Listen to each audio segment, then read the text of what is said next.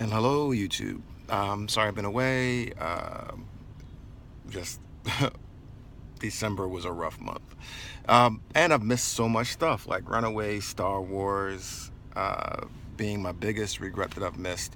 Of course, I saw it because it doesn't matter what kind of rough time I'm having, I'm going to see the Star Wars property, which I am part of the problem. So, since Star Wars Last Jedi came out, myriad of reviews defending it a lot, discussing what its real point was and its philosophy and its changes, and oh, it's ruined Star Wars, or we need a petition to make this not official 8. So you guys have heard almost every argument we're gonna that I could probably say. I give my spin on it. I'll probably do that another time, but I wanted to talk about the changes and Star Wars The Last Jedi kind of brought up, and maybe why people are having issues fitting this together with the broader Star Wars universe, um, and seeing where that goes from here. I don't know if this will be anything. In this first video, I'm going to talk about the changes in the Force. I'm not talking about new powers. I'm not talking about things we haven't seen before. I think that honestly, the original trilogy did a good job of showing us what the Force could do, but they didn't do enough expanding it in the prequels, which is what I wanted to see. It was different techniques. These are different disciplines of Force users and things like that. The Clone Wars and Rebel series has done a really good job of expanding some Force powers, but I had no issue with that. I think that what people have an issue with, and that possibly I have an issue with, uh, I do, is the new philosophy around the Force. And as you can tell by the tagline on this, it's Westernized. Now, what I'm going to say isn't a political statement, a critique on ideologies, so don't take it that way. This is just take what I'm saying for front value, like face value.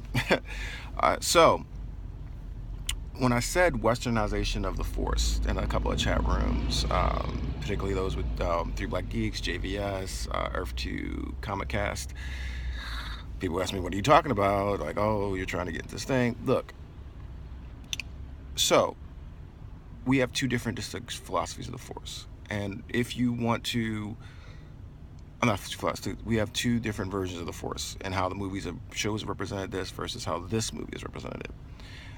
This movie, and again, from what I understand, they've even stated some of these things, is that it was the Force is open to everybody, and one bloodline doesn't matter, and anybody can use it, or it's open up to more people. Now, the Force has never been about one bloodline. These movies have been about one bloodline, but again, in Star Wars, most of the Force users that we've seen have not been Skywalkers, unless there's a huge conspiracy that we don't know about. But yeah, Force users came from everywhere, so it was already open to a lot of people, but not everybody was Force sensitive. Uh, and even that doesn't really apply, but showing how people are accessing the Force, it comes from a way of entitlement. So, I'm going to say this, and again, there's no judgment on anything. Related to how another YouTube channel, which I really love, if you guys are history buffs, check out Extra History. They break down a lot of different time periods with storyboards and things like that, and really digestible bits. They also go into a lot of gaming philosophies, things like that.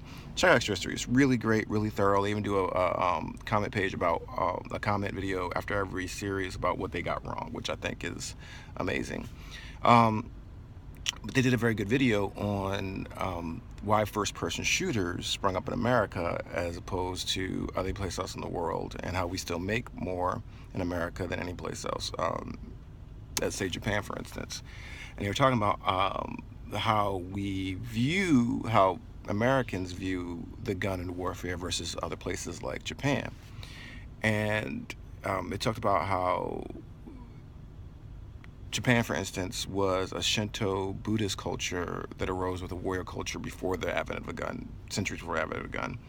While America was primarily based on Enlightenment philosophies of independence, the idea of a citizen soldier without classes, and how first-person shooters kind of spring up from that, and how we view the gun as not necessarily the gun is special or mastery, but as of our right to hold a gun and what that gun allows us to do. There's like a great equalizer where in other philosophies, if there is a gun like Mega Man, you still have to master himself to unlock the full potential, to actually change the world, find balance of different things in yourself, or I don't know if they brought this up, but I thought about it. Or like Ken and Ryu from Street Fighter, you master your internal spiritual self, and the offshoot of that is an Hadouken, or a Dragon Punch, something like that. So it's about mastering oneself, and then using that mastery to perhaps affect the world. But the true battle is in yourself. And again, this is not a judgment on guns. I don't want to have those conversations or anything like that, at least not here. And I thought about that, and it's a lot like how the Force is represented. And what I mean by that is that in past movies, TV shows, the Force was more like you can have all the potential in the world you want. Even Anakin can have all the potential in the world he wants, but if he doesn't take time to master that potential, he'll never unlock it. If you don't find the common self, Luke, all the potential in the world. We saw multiple times to access that he had to calm his mind, or he had to access his emotions, which came up to the philosophies of the Sith and the Jedi. You might have the potential to access his power, but the question is, how do you access the power? How do you access the spiritual energy inside yourself that connects you to everything? Do you use passion, rage, anger, which are more Sith philosophies, fear? Do you use more balance, calmness, meditation, which are more Jedi philosophies, how they access the Force? And we see them do that. Luke, before he reaches for the lightsaber, when he goes down, hung upside down in Empire Strikes Back, closes his mind, calms his mind, almost aligns his spirit, and is able to grab the lightsaber. Yoda oftentimes closes his eyes, finds a connection, lifts something. It's more about how you access that power and what way is more effective, versus stability and consistency or rage, passion, burst of power. It's always been the backdrop of it. The new movies seem to have the philosophy of it's your right to have the Force and anybody can have it. And it's not so much about mastering the Force, but you already have the Force. You can do everything. And then later on, you find your understanding of how that works, but it's not necessarily needed.